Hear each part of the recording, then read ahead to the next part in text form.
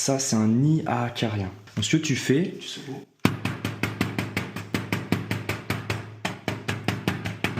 te rends compte tout ce qu'il y avait là-dedans? Les amis, c'est un plaisir de vous retrouver aujourd'hui. On va suivre Fabio, que j'accompagne maintenant depuis plusieurs mois. Il vient d'acquérir un nouveau contrat de nettoyage de bureau. Donc, on va aller le voir, on va le coacher, lui donner des astuces. Le but pour vous, c'est de voir toutes les étapes de ce que c'est un bon nettoyage de bureau. Et évidemment, dans un second temps, on parlera un petit peu argent. On va demander à Fabio combien il se rémunère avec ce type de nettoyage. Allez, c'est parti. Alright, tu vois là. Je suis déjà en transe. Putain, ouais, il fait tellement chaud. Voilà. Incroyable matériel, nickel. Alright Fabio, qu'est-ce qu'on fait là? Eh bien là, on fait une prestation de nettoyage pour un cabinet d'avocats. Ouais. Donc ils sont 4 avocats, il y a 4 bureaux. Nouveau contrat que tu viens d'avoir? Nouveau contrat que je viens de signer la semaine dernière, on commence aujourd'hui.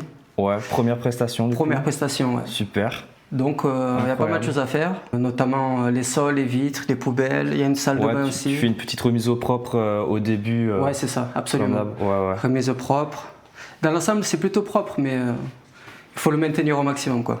Ouais. Et même aller au-delà. Pourquoi du coup, avant ils avaient, j'imagine, un ancien prestataire. Pourquoi ils t'ont choisi toi du coup? Ils n'étaient pas contents de la prestation. Ok. Ils étaient. Ça c'est super intéressant. Quoi en particulier du coup? C'est ça. Ils n'étaient pas contents. Le ménage il était fait une fois sur deux. Ouais. Les vitres c'était pas fait. Il y avait des choses qui passaient à côté, quoi. Donc nous on est là pour rattraper le coup. Ils veulent un nettoyage très scrupuleux. Très scrupuleux, ouais. Ok, bah on va leur faire. Hein. C'est parti. Première impression, le plus important, let's go. Let's go. Du coup, moi je te disais, avant de commencer à faire les poubelles, fais-les vite parce que là il fait super chaud. Et vu que là il est quoi? Il est même pas 10 heures encore. Fais-les maintenant, commence par l'extérieur, après on verrouille tout. Petite démonstration du coup. Ouais, petit filet. Fais l'autre côté aussi. Hein. Fais les deux côtés, ouais, comme ça quand on a plus d'un côté, il te reste de liquide vaisselle de l'autre. Voilà. Ouais, mouille pas trop, ça suffit. En fait, tu vois, moi d'abord je mouille le mouilleur. Ouais. Et après je mets le filet. Le filet de liquide vaisselle. Et une fois que tu vois, t'as mis le filet de liquide vaisselle, bon là ça va parce que t'as mis la dose. Tu vois, je fais ça un petit peu. Hop. Tu l'as humide. Parce que tu vois, ça prémousse un petit peu. Ça prémousse un petit peu, tu vois, de mettre un peu de pression. Et quand tu t'arrives sur ta vitre directement, t'as la mousse. Je vois que t'as mis ton numéro de téléphone sur ton t-shirt, c'est nickel. Hein. Ouais. Ah ouais, c'est top. Je vais mettre une paire code au début, mais. Ouais, mais les gens ils sont pas encore dans le futur. Les papis et mamies ils vont rien comprendre. Ouais, tu t'es amélioré hein, depuis la dernière fois. Hop. Ouais, nickel. Et tu vois là, par contre, moi ce que je ferais d'abord, je commencerai par l'extérieur. Ouais. Parce que là, du coup, alors je sais pas si ça se verra, mais on voit un petit peu que tu vois c'est sale à l'extérieur. Ok. Et du coup, comme c'est sale à l'extérieur, tu peux pas déterminer si à l'intérieur il reste des petites taches que t'as pas vues ou autre. Tu comprends ce que je veux dire? On voit toute la pollution, ça a jamais été fait. Hein. Précédent prestataire, on sent qu'il a toujours voulu que nettoyer l'intérieur, mais jamais l'extérieur. Et t'as vu comment c'est super sale. De ouf. C'est super sale. Donc là, même tu vois un petit coup sur les encadrements, même ça là c'est horrible. Hein. Ouais. C'est horrible, ça faut grave le nettoyer. Là tu vois, donc ça, ce que t'as pas pu parce que la perche elle passait pas. En gros, attends, je me permets de te prendre la raclette. Du coup, tu vas là, tac. Ce que tu as fait jusqu'à présent, très très bien. Et en fait là t'es bloqué. Ouais. Mais du coup, t'as juste à faire ça. Hop. Et là t'as pas de place. Ok. Ça progressait un petit peu en vif. Ouais. Et tu vois ça par contre, là t'es en train de faire les encadrements. Moi je le ferai pas avec cette microfibre. Parce que ça fait du noir. Oui, ça fait du noir sur certains joints, mais c'est surtout qu'en fait, ça c'est plutôt pour faire sur la vitre. Okay. Et en fait, comme c'est des microfibres qui absorbent énormément, au bout d'un moment, ça va vite saturer, tu vois. Là, j'imagine, elle est déjà bien mouillée. Ouais, pas mal, ouais. Donc du coup, ça, au lieu d'utiliser des microfibres comme ça, parce que celles-ci, elles servent juste, tu vois, si tu as une petite trace qui reste, tu mets un coup et ça laisse zéro trace. Ouais, je cherche les autres. Moi, je te conseille de prendre plutôt directement des chiffons coton. Je les ai là. Ah ben super. Alors, pour celle-là, là, j'ai vu que tu t'as mouillé et t'as raclé une par une. Moi, ce que je trouve plus pertinent, tu mouilles tout d'un coup à la fois et tu racles tout d'un coup à la fois. Et je suis tout à la fin à la fois. Exactement. Voilà. Là, t'es en mode bourrin et c'est très bien. C'est pas grave si t'en fous partout.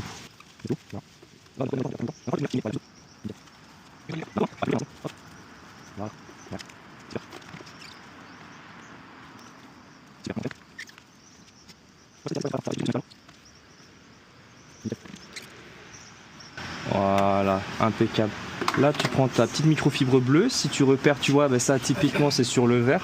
Donc avec celle-ci, tu laisseras pas de traces dessus. Voilà. Impeccable. Et le reste, tu peux le faire avec ton chiffon coton qui va bien absorber. Et là, du coup, on a une super productivité, tu vois. On l'a fait tout ça en 3 minutes. Tu viens de finir la vitre. Ouais. Et là, tu as ta microfibre en coton. Tu l'utilises, ouais. Et tu vois, tant que tu as encore un petit peu de liquide vaisselle dessus, un petit peu de dégraissant, hop, tu nettoies direct. Ouais. Direct. Voilà, hop. Ouais, là c'est tellement sale que je pense qu'on le fera avec le temps. Ouais, le dégraissant directement après. Alright Fabio, donc là, tu as terminé les vitres. Ouais. Là, qu'est-ce qu'on va faire du coup? Du coup, petite protection. Ouais. On va faire toutes les poubelles. Ok. Il y en a plusieurs, vu qu'il y a 4 bureaux, il y a une salle de réunion. Ouais, elle est là-bas. 4-5 poubelles à récolter. Il y a la cuisine à faire, micro-ondes, frigo. Alors frigo, ouais, mais surtout juste là j'ai vu, il y a des petites traces ici, là je pense qu'on verra. Ouais. L'intérieur aussi, il est un peu sale. Mais bon, ça sera peut-être pas à faire à chaque fois évidemment, mais là on sent que ça n'a jamais été nettoyé par l'entreprise de nettoyage. Et après, dans l'ensemble, j'ai remarqué, je trouve ça va, ils sont quand même plutôt propres les micro-ondes à l'intérieur. Peut-être donner un petit coup dessus, mais c'est tout, ouais. Voilà, c'est le dépoussiérage essentiellement. La haute, elle a pas l'air, elle a l'air d'être faite, elle n'a pas l'air grasse. Ouais. Donc ça va. Et ensuite, on attaque la petite salle de bain ici. Ouais. Salle de bain. Salle de bain, ok. Très très bien, carrément. Il n'y a pas besoin de faire la douche. Parce que l'entreprise précédente l'avait fait avant de partir et eux ils se douchent pas. Ça se voit qu'elle est très propre. Okay. Ils se douchent pas. Okay. D'ailleurs elle a laissé l'entreprise de nettoyage l'ancien matériel. Et après du coup on attaque les bureaux. Après on attaque les bureaux, donc dépoussiérage des surfaces, les claviers, les écrans. Là il y a plein de tapis, tu vois, notamment ce tapis là j'ai remarqué. Franchement ça lui ferait pas de mal, tu vois, tu demandes un petit upsell parce qu'il manque de fraîcheur. Hein. Franchement, on sent que les fibres là, tu vois, elles sont toutes collées.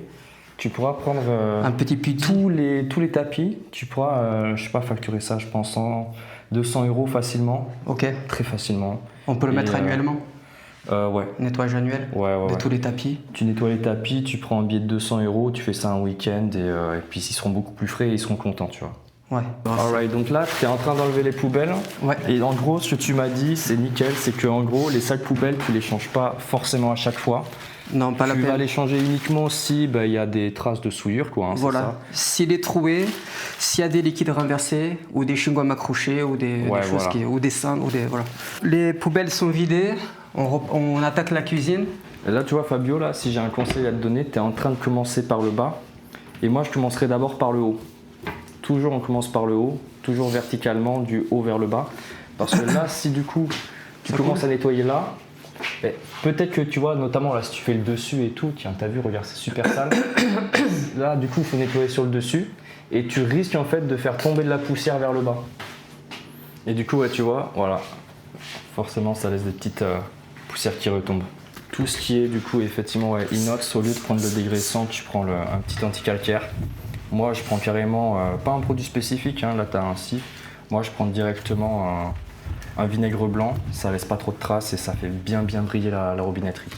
Et du coup, pour tous ceux qui nous regardent, surtout les gars, ne mettez jamais de choses abrasives. Surtout, voilà, l'éponge, ne la mettez surtout pas là-dessus, ça va larguer immédiatement. Donc mettez toujours des microfibres sur tout ce qui est inox. À présent, la cuisine est faite, les vitres sont faites, les toilettes sont faites. Ouais. Les poubelles sont faites, on va attaquer les surfaces des bureaux. Alright, j'ai hâte de t'y voir parce que je veux voir quel produit tu vas utiliser. Ça va. Je pense que tu vas utiliser un produit un petit peu trop fort pour faire les bureaux. Un petit détachant, un désinfectant. Donc là, tu vas utiliser du dégraissant pH 11. Ouais, autant dire que ça va très bien nettoyer. Et du coup, moi, ce que je vais plutôt te conseiller, c'est plutôt ça, tu vois. Genre, alors là, c'est un mon flacon à moi, mais à l'intérieur, tu as un gel, une lotion hydroalcoolique, 70%. Le truc qu'on dit sur les mains, là ? Ouais, exactement. Exactement. Tu peux l'utiliser pour les mains. Et en fait, tu as de l'alcool éthylique dedans. Okay. Donc, en gros, ça va avoir une fonction désinfectante. Et c'est naturel. Genre, ça, c'est de l'EcoCert. Ça, c'est pas EcoCert. Ça, c'est très, très puissant. Ça va très, très bien nettoyer. Mais en plus, c'est beaucoup moins cher aussi. Ah oui. C'est beaucoup moins cher. Donc typiquement, tiens, viens, on va regarder là tout de suite. Typiquement, là, je vois que, je sais pas si on verra, tu vois, mais il y a des traces plein de traces de doigts. Donc ça, évidemment que ton dégraissant, ça va très bien le dégraisser. Et franchement, t'as même pas besoin. Tu prends ta petite microfibre. Alors ne pulvérise jamais directement sur la surface. Quand tu pulvérises comme ça va libérer plein de petites microparticules dans l'air que tu vas respirer. Le mieux, c'est directement, tac, tu fais ça. Et voilà. Et là, tu y vas. Et tu sens à peine le produit en fait. Alors que si je fais ça directement, là tu vas en respirer. Okay. Alors le mieux en plus c'est même toujours d'avoir un masque, mais dans la réalité je sais très bien que les agents ils s'embêtent jamais. Donc du coup là comme ça tu es plus efficace parce que tu perds moins de produits, ça va directement sur les microfibres. Et en plus tu t'économises les voies respiratoires. Donc c'est super bien pour tout ce qui est partie même matériel un peu informatique. Ça va pas laisser de traces. Très peu. Comparé au dégraissant qui a tellement de produits dedans, ça va laisser des traces assurément, tu vois. Voilà. Tu vois là, je sais pas si on verra à la caméra, mais ça s'évapore au fur et à mesure. Et aussi, sinon après, comme autre produit, si imaginons tu n'as plus de produits comme ça de la lotion hydroalcoolique, donc tu peux prendre un dégraissant plus puissant, ça marche aussi. Mais sinon, tout simplement, tu peux prendre de l'Ajax, du produit vitre. C'est un dégraissant et c'est pareil, ça laisse pas de traces l'Ajax. Okay. Voilà. Tout simplement, ouais. Et là aussi, niveau coût, c'est pas très. Non, l'Ajax, ça coûte que dalle. Par contre, ça a une forte odeur quand même, c'est pas forcément très agréable. Mais par contre, l'Ajax, il va pas venir désinfecter. On a un grand écran ici, hop.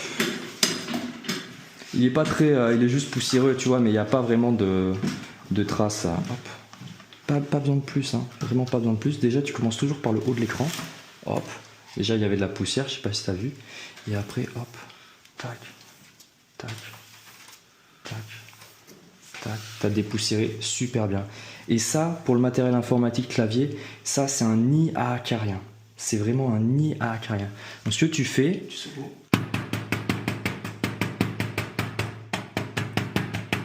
te rends compte de ce qu'il y avait là-dedans? Ça, tu dois le faire à chaque fois. Voilà.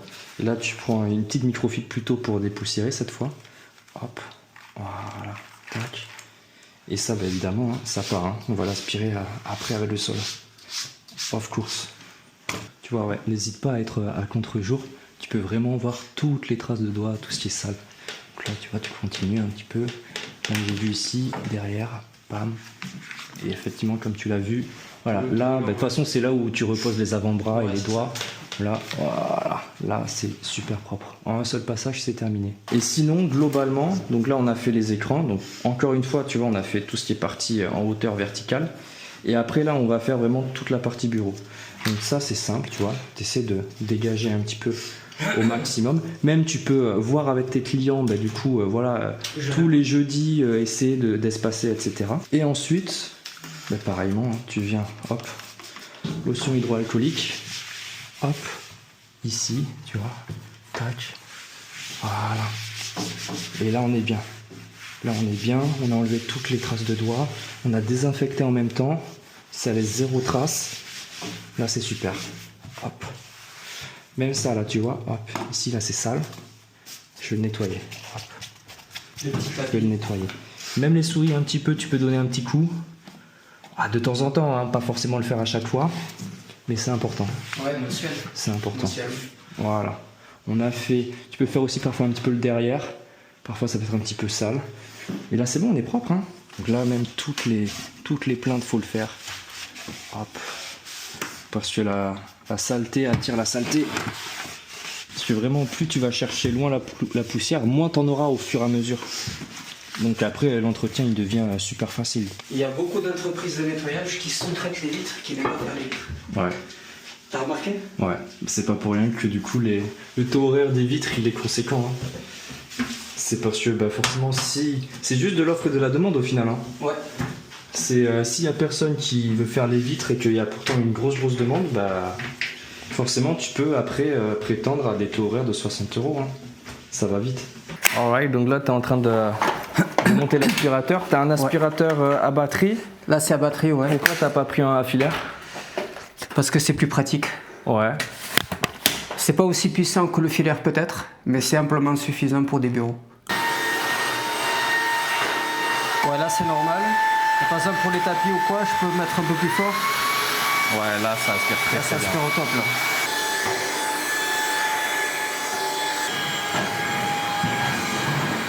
Voilà, là on a fini l'aspiration. C'était quand même... On dirait pas, mais il y en avait, hein. Il y en avait. C'est clair. Il y avait de quoi. Donc pour ceux qui comprennent pas trop, en gros ça c'est un Sobibac. Donc ici on va mettre l'eau propre et ici il va y avoir la presse qui va se mettre dessus. Et du coup la serpillière on va la presser et toute l'eau sale va redescendre dans ce bac là. Voilà, du coup ça permet de garder une serpillière plus ou moins propre. Ouais, tu le fixes comme ça. Alors c'est un produit que j'affectionne particulièrement, je crois, n'est-ce pas? Ça, j'ai suivi tes recommandations. Ouais. Il fait vraiment le taf, ouais. Ouais, il est incroyable. Incroyable. Donc ça, c'est un produit parquet, du coup, qui est parfaitement adapté pour les parquets un peu bruts comme ça. Hein. C'est aucun problème. En fait, il va avoir un petit pouvoir où il va laisser un petit film de protection dessus avec une petite brillance. Donc, c'est un très bon pouvoir nettoyant. Et en plus, il garde une protection du parquet et aussi, il va très très bien faire les sols carrelés sans aucun souci. Donc vous pouvez y aller. C'est dommage, j'ai pas vu combien tu as dosé, mais franchement, tu as dosé voilà, à peine un quart parce que c'est un produit très très concentré. Donc franchement, c'est un produit qui là, on dirait pas, mais franchement, là, tu t'en as pour 1 an avec ça. Hein. Ça fait un moment que je l'ai, ouais, en tout cas. T'en as pour 1 an. Ouais. Elle tient vraiment. Ouais. Ok, tu viens tremper. Ok, ouais, tu laisses un petit peu écouler. Oui, comme ça, je le remplis moins souvent. Ok. Je perds un peu de temps, mais je le remplis moins souvent. Mais c'est dommage, franchement, il faudrait qu'après tu investisses dans un Sobibac, mais avec une pédale. Ouais, avec une pédale à pied. Du coup, tu t'appuies, en gros, tu presses avec le pied. C'est beaucoup plus simple. Tu économises beaucoup en énergie au final. Ouais, tu commences par les contours, c'est ça? Ouais, je fais les extrémités. Tu commences les extrémités un petit peu comme les vitres en fait. Au final, moi, je trouve que la serpillière, c'est comme les vitres. C'est-à-dire que on commence toujours par racler les encadrements, donc ici, c'est-à-dire les contours des murs. Et après, on va venir faire une sorte de S sur le reste de la surface, quoi. Voilà, là, les contours sont faits.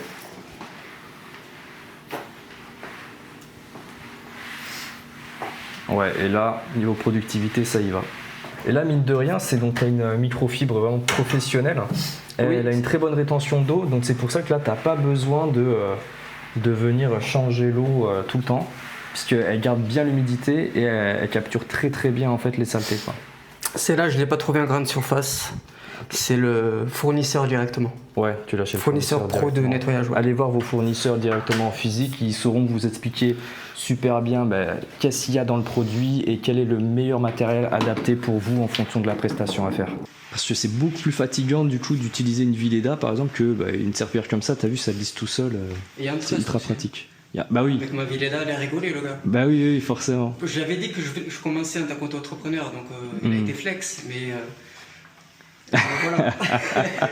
Et même je pense tu vois, pour ta pharmacie, vu que tu as une grosse surface, au bout d'un moment je pense si tu prends donc aspirateur dorsal plus après au lieu d'une serpillière une micro-laveuse, c'est laisse tomber. Ouais. Je pense que tu gagnes encore, franchement tu passes sous l'heure, peut-être en 50 minutes c'est fait. Rentable, là. Ça devient super rentable là, ça devient très rentable.